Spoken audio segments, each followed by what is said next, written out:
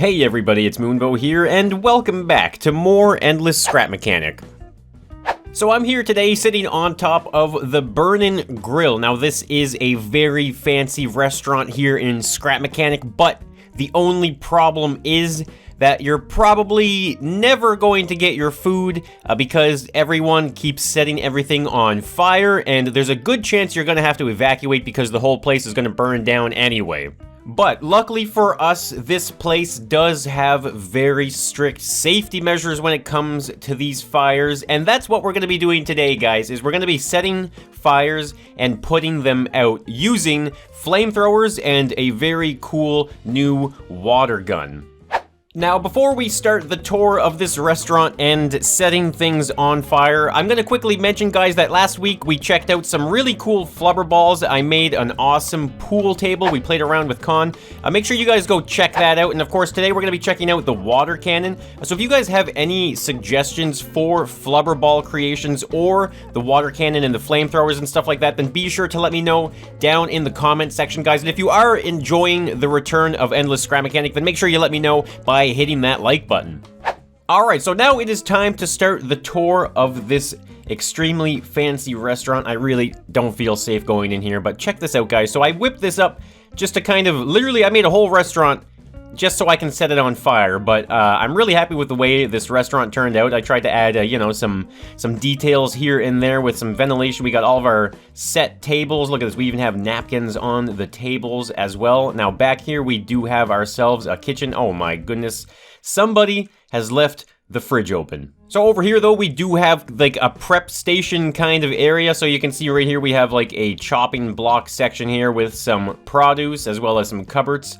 And we also have kind of like the little serving tray area here where food comes in and out. And over here, we have the grill. This is the Burnin Grill. But like I did mention, guys, there is some safety measures involved. Now, it is a very busy dinner rush out there, guys. So we've got our steaks here on the pans ready to go. So we're gonna flash up the grills. There we go. We're gonna get those steaks cooking nicely, and hopefully nothing is gonna go wrong whatsoever. And oh boy, there it is, guys. Oh no, okay. This is the Burnin Grill. The grill is burning, but look at this. Fire suppression. Oh, wow, and we're left with a very steamy mess, and there it is. Look at that, guys. The fire has been extinguished. So as part of the build, I decided to add the actual kind of a physical system, even though it doesn't actually do anything. But you can see right here, I have two of these large cylinders. Now, these would be filled with some type of K-class extinguishing agent. Now, if you guys don't know much about fire safety or fire classes, so in this case here, what we would have is the K-class fire, which means it's usually like a kitchen fire. But basically, a K-class fire is like a B-class fire, which is a liquid fire, but it has its own special designation because in the kitchen, we tend to cook with a lot of oils and fats and greases and stuff like that. So when oil and fats catch on fire, they are extremely dangerous. They burn at extremely high temperatures. So that is why it's quite standard to have these types of fire extinguishing systems established in a grill. So what would normally happen is you would have like a fire on the top of the grill. Now up above here, there would be what's known as fusible links. So these links are made of metal that are designed to break at a certain temperature, ones that you would see when the grill catches on fire. So at a pretty high temperature, those fusible links will break. And what happens is it triggers the cylinders that would be stored safely away from the kitchen. And like I said, these would be filled with a K-class extinguishing agent that would neutralize the fire and the grease. And it's very interesting, actually, when you have a K-class system like this in place and your fire is burning and the system puts all of that liquid onto the fire. It's a really interesting that happens is it's called saponification. So when greases and oils interact with this K-class extinguishing agent, it turns the greases and the fats into soap, which is extremely good at absorbing temperatures. And that is why in a kitchen fire, you would want a K-class extinguisher. But enough about all of the technical fire stuff. Let's see that happen again. So I'm gonna flash this up right here, and we're gonna turn it off again because it'll just keep on burning. There we go. I love seeing the flames flame up like that. It's so cool. Okay, now we actually got a little bit of damage there, but look at that. The system works, guys. It puts it out. Now, the way it actually works, though, not like the real setup, is I have a few things wired together. So one of the things I have is this switch is wired to a timer for the flame. And so that is just because I want to give a little bit of a buffer time. So you can kind of turn on the grill, you wait a little bit in anticipation, and then boom, it goes up in flames. Now up above here, we have 2 smoke detectors hooked up to a different system with, these are the water guns up above there. And then of course, these are the flamethrowers down below. So these ones here are hooked up to the smoke detectors, which are set to a little timer. I can open this up right here. There's a timer with a gate right there. Now, the reason for that, of course, is because I wanted a delay for the fire and the water. So you can see here, again, guys, I'm gonna turn on this switch right here.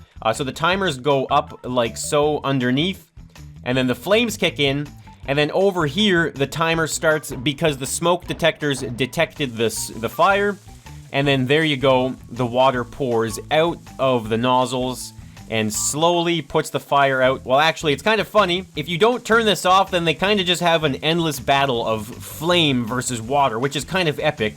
And I mean, wow, that actually this looks so weird. So if we turn off the grill, eventually what will happen, of course, is the fire will stop burning and then the water will finish its job. And look at all of the steam that comes out of there. That is so cool. So I realize I can hear fire still. Uh-oh, guys, the fire is spreading to the dining room. I have a smoke detector right there. Now, I don't know if this is actually gonna be enough to put it out or not, but let's see. This is crazy.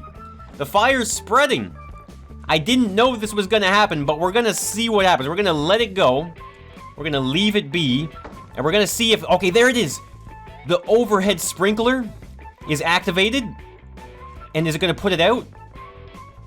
I think it worked, guys. Look at this. We've got water everywhere now, but it sounds like it's safe. Look at that. The fire traveled right through the wall, but eventually this smoke detector right here got triggered, and you can see I actually have a whole bunch of these overhead sprinkler system kind of nozzles to put out fires in the dining area.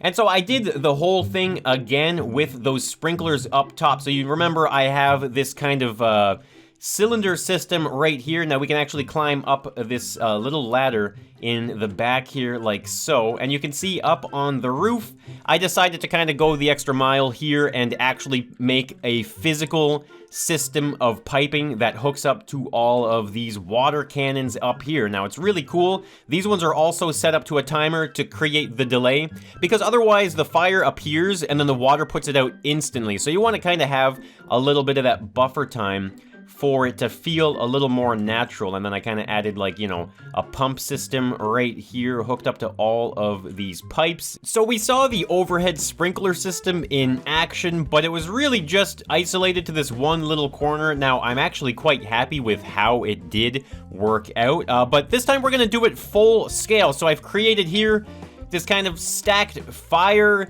tower thing that we're gonna use to launch a ridiculous amount of flames into this entire dining area. Now remember, guys, this is the Burnin Grill. This is what is to be expected here at this restaurant, but I think we're gonna get a really good idea of what is gonna go down here. All right, so I'm gonna hop into the seat. I've got these flamethrowers set up to a motor here, so we can actually, like, rotate the flames and shoot them out all over. And hopefully we're gonna see some really good usage of these water cannons. So here we go, guys. I'm gonna set this in flames in 3, 2, 1.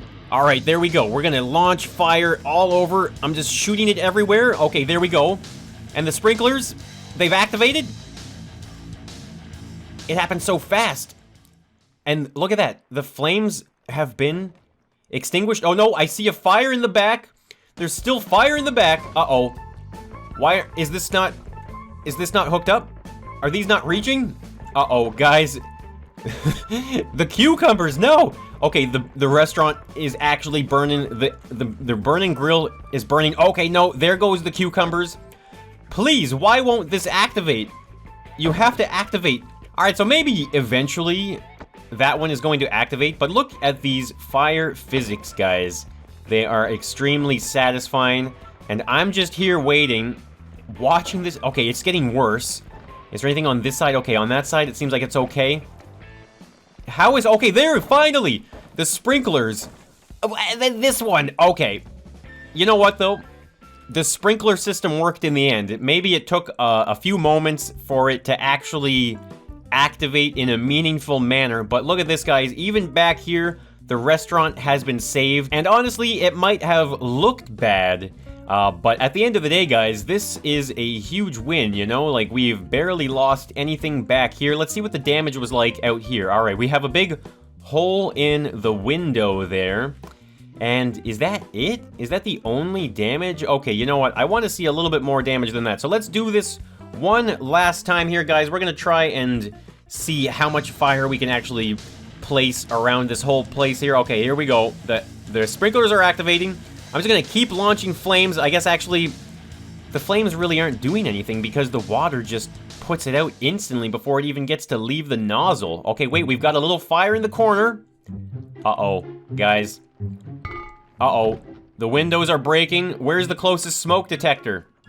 This is not good design. Okay, so that's something you want to consider, guys. If you're going to be building anything with these smoke detectors, you definitely want to consider that. All right, so guys, that is the Burnin Grill with automatic fire suppression, and look at that. The fire put itself out. We are safe again. But guys, thank you so much for checking out this build. I'm going to put this building on the Steam Workshop. It's going to be called the Burnin Grill. There'll be a link in the description. If you guys want to check this out, have some fun burning this restaurant, or trying to burn the restaurant, but allowing for the fire suppression systems to kick in. It's loads of fun, and I think you guys will certainly enjoy it.